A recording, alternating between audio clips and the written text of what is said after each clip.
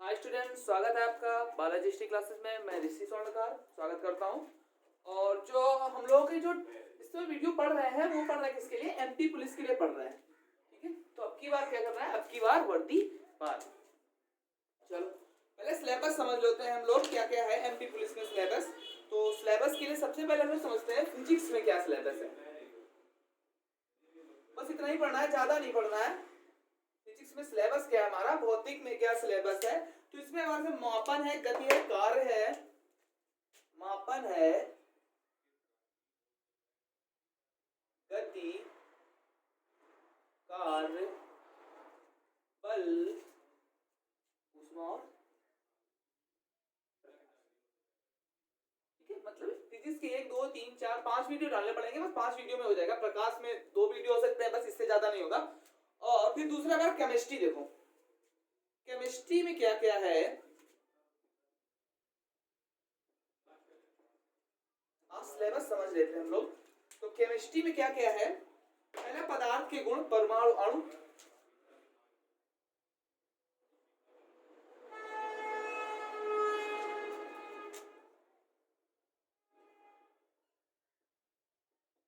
अम्ल, क्षार एवं लवण,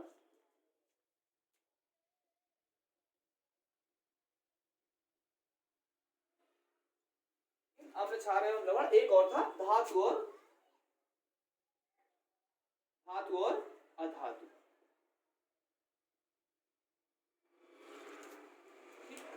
और फिर बायोलॉजी में, बायोलॉजी का सिलेबस देखते हैं।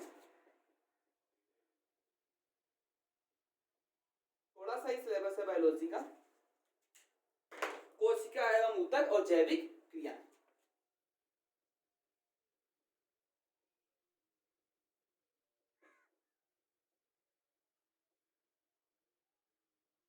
जैविक,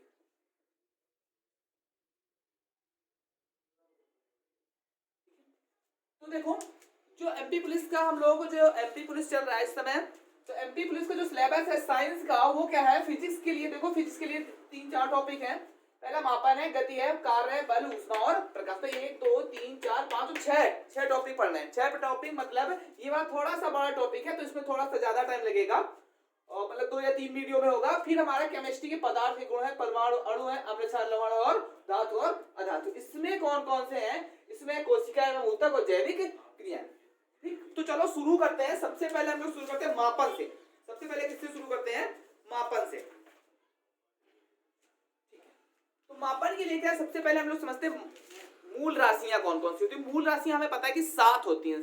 7 मूल राशियां कौन सी होती है? किलोग्राम, ठीक है, समय, किलोग्राम, समय और ताप, लंबाई। लिख लेते हैं एक एक करके, लिख लेते हैं सभी को।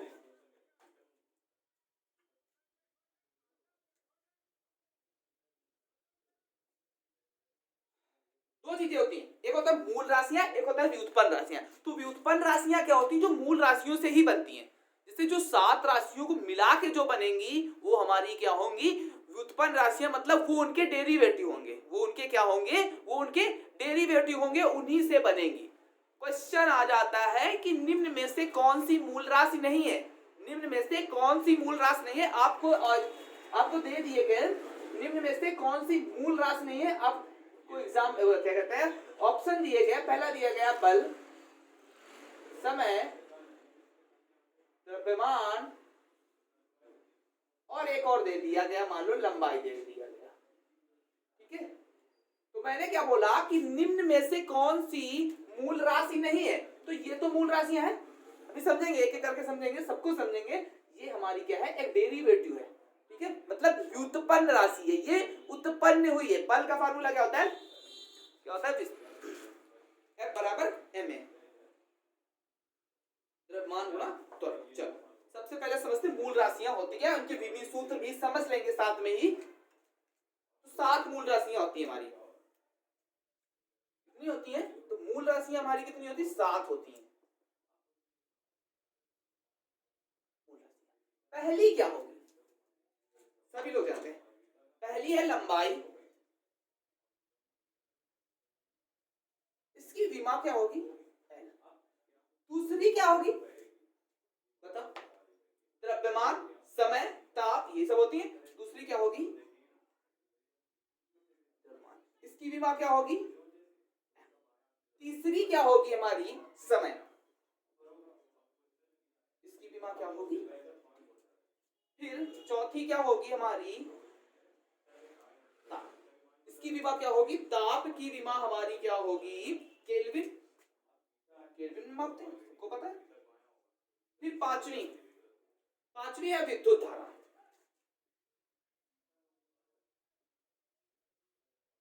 एम्पियर ऐसे नापते हैं। छठी क्या है हमारा ज्योति तीव्रता, ज्योति तीव्रता, इसका इसकी विमा क्या होती, कैपिटल सी स्मॉल डी। अब एक और बचा, एक और बचा, एक और बचा, उसको कहते हैं पदार्थ की मात्रा, पदार्थ की मात्रा, सातवें को क्या कहते हैं, पदार्थ की मात्रा। इसकी विमा क्या होगी मोल, इसको क्या कहते हैं मोल।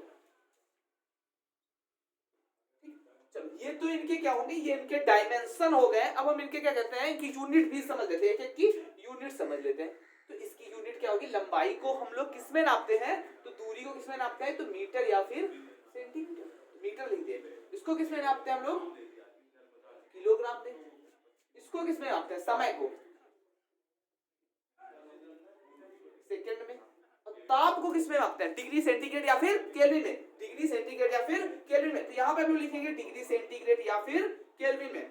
और फिर विद्युत धारा को किस में मापते हैं हम लोग, एम्पियर में, किस में मापते हैं, एम्पियर में। फिर ज्योति तीव्रता, ज्योति तीव्रता का मात्रक कैंडेला, क्या होता है कैंडेला। फिर पदार्थ की मात्रा का मात्रक भी क्या होता है मोल। क्वेश्चन कैसे बनता है, यहाँ पे क्वेश्चन कैसे बनेगा उसको समझते हैं हम लोग। क्वेश्चन कैसे बनेगा कि ये हमारी क्या हो गई, क्या हो गई मूल राशियां हो गई, ये क्या हो गई मूल राशियां। अब व्युत्पन्न राशि, व्युत्पन्न राशि कैसे है, जैसे हमने बताया आयतन, जैसे हमने क्या बताया आयतन, आयतन हमारे क्या है व्युत्पन्न राशि है।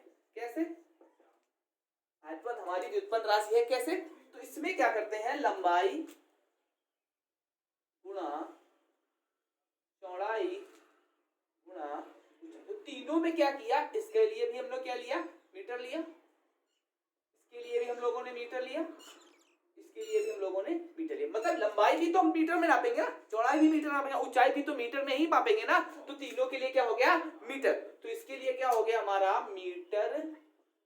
तो ये हमारा क्या होगा, ये हमारी क्या हो गई व्युत्पन्न राशि हो गई। ठीक है, इतना क्लियर है। आगे देखते हैं। अब देखो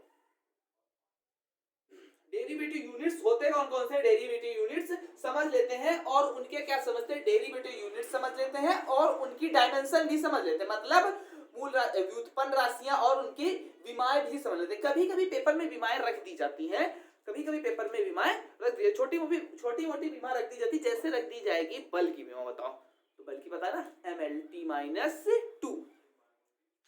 ठीक, समझ लेते हैं, आएगा तो अच्छा है, नहीं आएगा तो कोई दिक्कत नहीं है, समझ लेते हैं, नुकसान नहीं करेगा फिलहाल।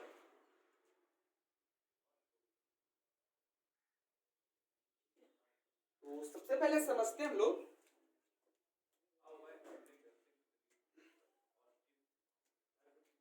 व्युत्पन्न राशियां और उनके व्युत्पन्न राशियां मात्रक और उनके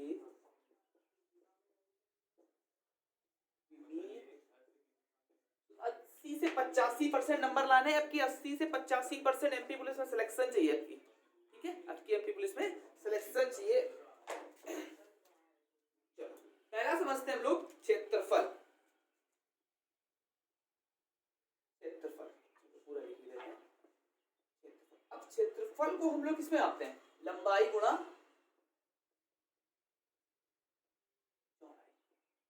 लंबाई की विमा, लंबाई के लिए डायमेंशन हम लोग लिखेंगे L और चौड़ाई के लिए भी लिखेंगे हम लोग L। तो हमारा क्या हो जाएगा L स्क्वायर, ये कोष्टक बनाना बहुत जरूरी है, ठीक है, L स्क्वायर। दूसरा देखो, अब देखो क्वेश्चन थोड़ा सा घुमा दिया जाएगा, थोड़ा अगर अच्छा पेपर आएगा तो थोड़ा सा क्वेश्चन घुमा दिया जाएगा। इसकी विमा दे कैसे दी जाएगी, ऐसे दे दी जाएगी m की घात 0 L स्क्वायर t की घात 0। तो ये भी सही है, क्योंकि किसी भी संख्या की घात अगर 0 है तो उसका मान कितना होता है 1 होता है। होता है। तो किसी भी संख्या की घात अगर 0 है तो उसका मान 1 होता है, तो फिर से हमारा यही आ जाएगा। तो क्षेत्रफल के लिए हम लोगों ने समझ लिया। अब दूसरा हम लोग समझते हैं आयतन के लिए।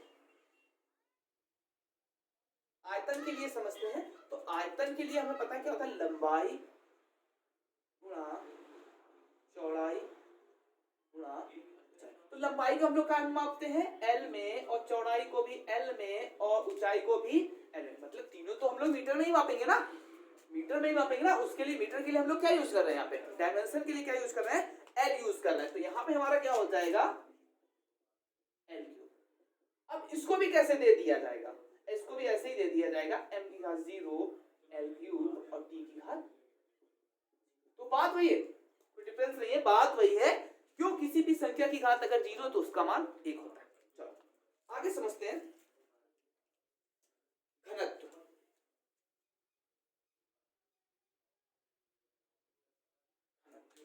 घनत्व क्या है, द्रव्यमान बटे आयतन। घनत्व हमारा क्या होगा,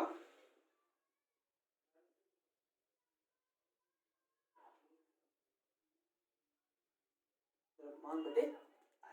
तो द्रव्यमान के लिए हम लोग क्या यूज करते हैं, हमें पता है कि हम लोग द्रव्यमान के लिए हमेशा क्या यूज करते हैं, m। और आयतन के लिए भी हम लोग निकाल चुके, क्या निकाला हमने, एल क्यूब निकाला। आयतन के लिए हम लोग निकाल चुके ना, क्या निकाला, एल क्यूब निकाला हम लोगों ने। अब ये जब ऊपर जाएगा तो क्या हो जाएगा, माइनस का हो जाएगा। तो कैसे हो जाएगा, m एल की घात माइनस। इसको भी कैसे लिख सकते हैं, इसको भी पेपर में ऐसे लिख देंगे, m की पावर 1 एल की घात -3 और t की पावर 0। तो वही है, सेम है। किसी भी संख्या की घात अगर 0 तो उसका मान 1 ही होता है। आगे देखो, आगे समझते हम लोग वेग। ठीक है, विस्थापन बटे समय। आगे क्या समझते हम लोग, वेग। वेग हमारा क्या होगा,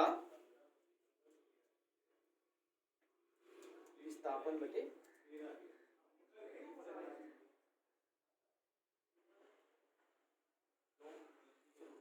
अब विस्थापन को हमें पता है कि इसकी दूरी को अगर मापते हैं ना, तो एल में ही तो नापते हैं ना, एल में ही तो मापते। बता चुके कि लंबाई को हम लोग क्या मापेंगे, एल में ही मापेंगे। तो इसके लिए हम लोग क्या यूज करेंगे,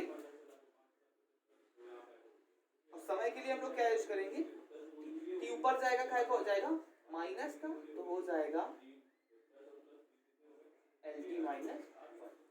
अब इसी को थोड़ा सा घुमा दिया जाए, थोड़ा सा क्या यही कर दिया जाएगा, इसमें भी m की घात 0 एल की घात 1 और t की घात -1।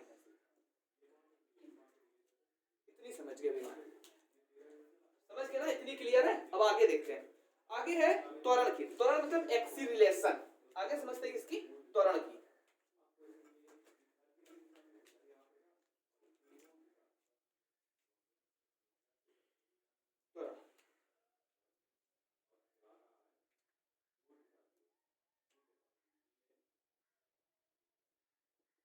त्वरण, वेग परिवर्तन की दर को क्या कहते हैं, त्वरण। तो वेग परिवर्तन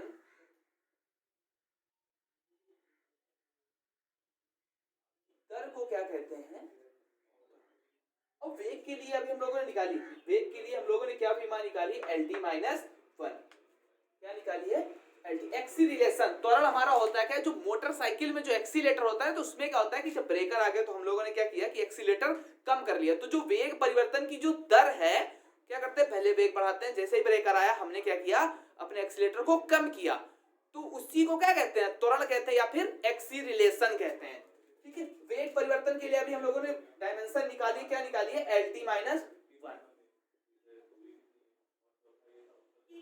और समय के लिए क्या रखेंगे यहाँ पे, तो क्या हो जाएगी, एल टी माइनस, क्योंकि ये भी ऊपर जाएगी तो क्या हो जाएगी, माइनस की हो जाएगी, तो एल टी माइनस 2। चलो आगे समझते हैं हम लोग संवेग। आगे क्या समझते हैं हम लोग, संवेग।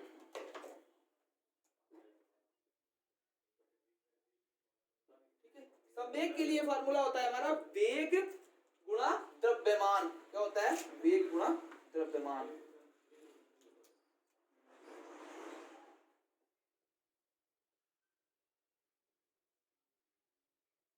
वेग गुणा द्रव्यमान।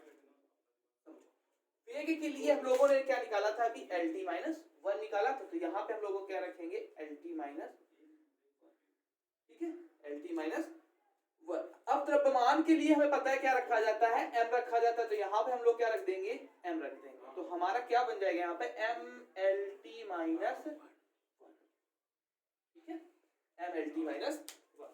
चलो आगे देखते हैं बल के लिए, फोर्स के लिए डायमेंशन देखते हैं हम लोग। तो बल के लिए देखो क्या होगा,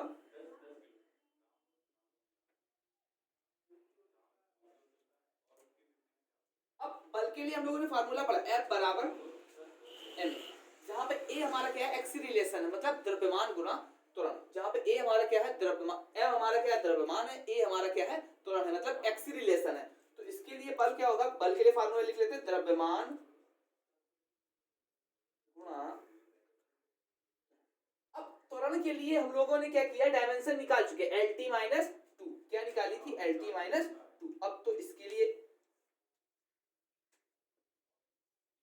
तो द्रव्यमान के लिए क्या पता है, द्रव्यमान के लिए हमें पता है कि m रखा जाता है, त्वरण के लिए LT माइनस, तो क्या हो जाएगा, MLT माइनस, ठीक है, डायमेंशन क्या हो जाएगी, MLT माइनस। उसके बाद देखते हैं हम लोग कार्य के लिए, कार्य क्या हमें पता है, बल गुणा विस्थापन, क्या है, बल गुणा,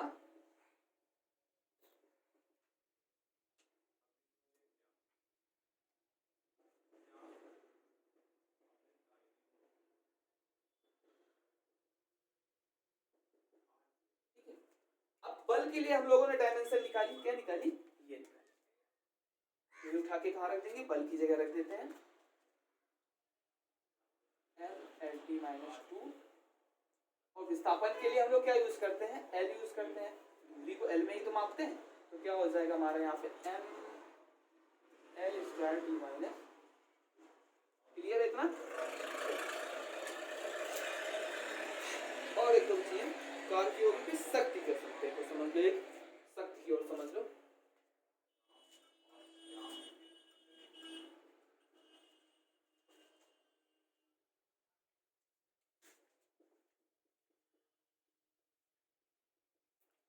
शक्ति के लिए क्या होगा, कृत कार्य बटे लगा समय, मतलब किया गया कार्य,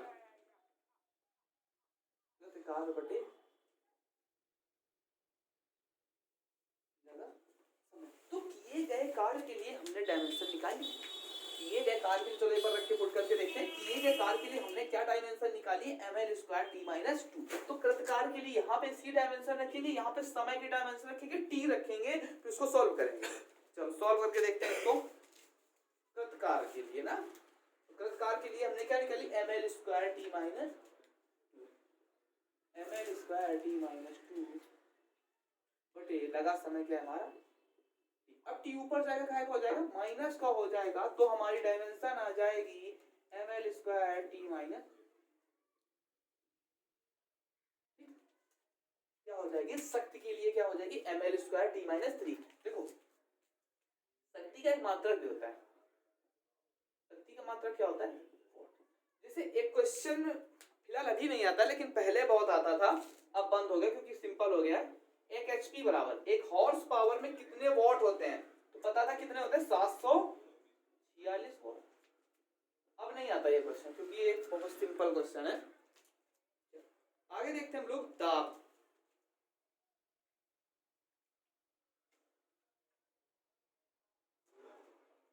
दाब, दाब पहले दाब ही समझ लेते, पूरा दाब क्या होता है, आगे समझ लेते हैं दाब। तो पहले दाब का मात्रक, पहले दाब को, तो क्या होता है इसका, देखो बल बटे क्षेत्रफल, ठीक है, बल बटे क्षेत्रफल, क्या होगा, बल बटे क्षेत्रफल, F अपॉन, मतलब P बराबर क्या होगा, F अपॉन A। इसका मात्रक क्या होता है, P का, दाब का मात्रक क्या होता है, पास्कल।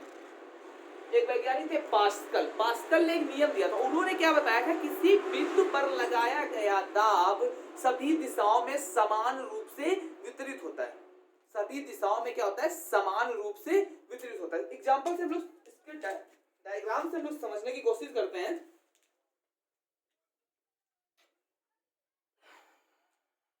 जैसे hydraulic press, hydraulic press, hydraulic brake,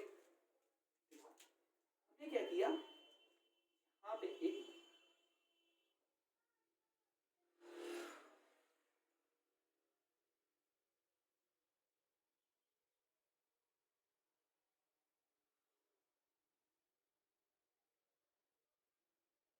यहाँ पे एक हम लोगों ने क्या किया, पिस्टन लगा दिया, क्या लगा दिया, पिस्टन।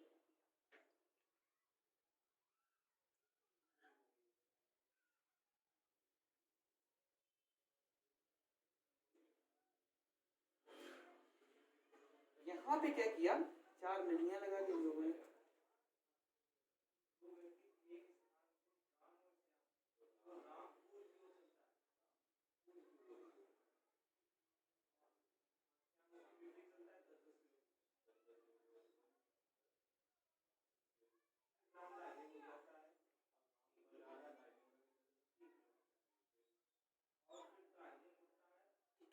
ये लगा, यहाँ पे क्या लगा दिया, एक पिस्टन लगा दिया।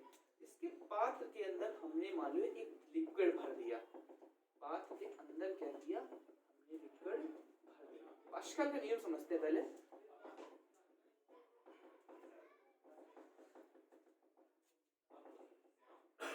पास्कल का नियम समझते हैं।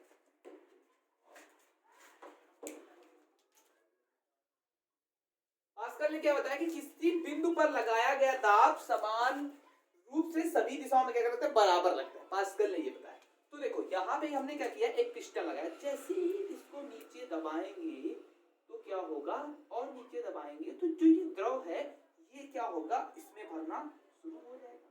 लेकिन कंडीशन है, पास्कल ने कंडीशन क्या बताया कि सभी दिशाओं में समान, मतलब अगर इसमें यहाँ तक होगा, इसमें यहीं तक होगा, मतलब तीनों में, चारों में क्या होगा, चारों दिशाओं में उन्होंने क्या किया कि नलियां लगा दी, चारों दिशाओं में उन्होंने नलियां लगा दी। तो इससे क्या होगा कि जो द्रव होगा ये सभी दिशाओं में समान रूप से लगेगा।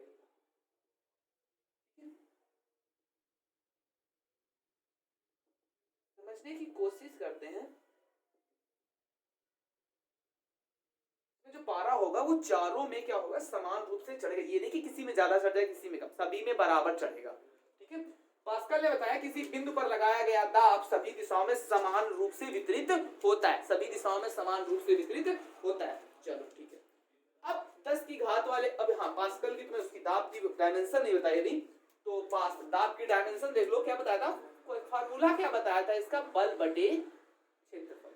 क्या बताया था, बल बटे क्षेत्रफल। तो बल के लिए हम लोगों ने डायमेंशन निकाली थी, बल के लिए हम लोगों ने क्या डायमेंशन निकाली थी, बल के लिए निकाली थी हम लोगों ने MLT-2, और क्षेत्रफल के लिए हम लोगों ने L स्क्वायर, हम लोग L स्क्वायर निकाल चुके हैं, L स्क्वायर निकाल चुके हैं ना। तो L स्क्वायर से एक ही खत्म हो जाएगा हमारा, तो क्या हो जाएगा हमारा m L की घात -1 और T की घात माइनस। तो इसका एक और, इसकी जो यूनिट होगी पास्कल के अलावा एक और होगी, कौन सी होगी, तो बल के लिए हम लोग क्या लिखते हैं, बल के लिए न्यूटन, क्षेत्रफल के लिए मीटर स्क्वायर। तो क्या हो जाएगा, न्यूटन प्रति मीटर स्क्वायर। ठीक है, अब 10 की घात में दिए जाते हैं, वो छोटे छोटे से क्वेश्चन है, समझ लेते हैं उनको। जैसे 10 की घात में कुछ क्वेश्चन दिए जाते हैं, जैसे दिया जाएगा एक एंगस्ट्रॉम बराबर, इसके लिए पहले समझ, एक एंगस्ट्रॉम 1 नैनोमीटर बराबर, 1 पिकोमीटर बराबर, 1 माइक्रोमीटर बराबर, हिंदी में लिख लेते हैं।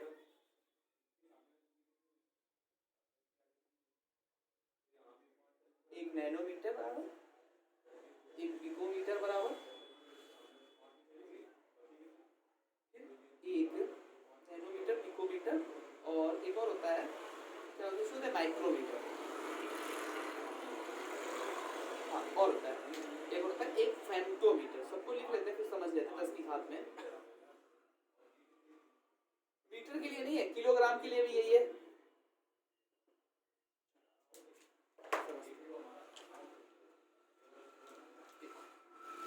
एक एंगस्ट्रॉम के लिए क्या है, एंगस्ट्रॉम के लिए 10 की पावर -10 मीटर। एक नैनोमीटर के लिए क्या है, 10 की घात -9 मीटर। एक पिकोमीटर के लिए क्या है, 10 की घात -12 मीटर। कितना है, 10 की घात -12 मीटर। एक माइक्रोमीटर के लिए क्या है, 10 की घात -6 मीटर। एक फेम्टोमीटर के लिए क्या है 10 की घात -15 मीटर। ध्यान से समझेंगे, ये सारे क्वेश्चन बन सकते हैं यूएमपी जो एमपी कांस्टेबल की जो भर्ती है उसमें सारे कांस्टेबल मध्य प्रदेश पुलिस में ये जो क्वेश्चन है ये एमपी कांस्टेबल एमपीएसआई दोनों में बन सकते हैं, ठीक है। और जो हमारा एनटीपीसी चल रहा है उसमें तो ये क्वेश्चन बहुत आ रहा है। चलो आगे समझते हैं हम लोग।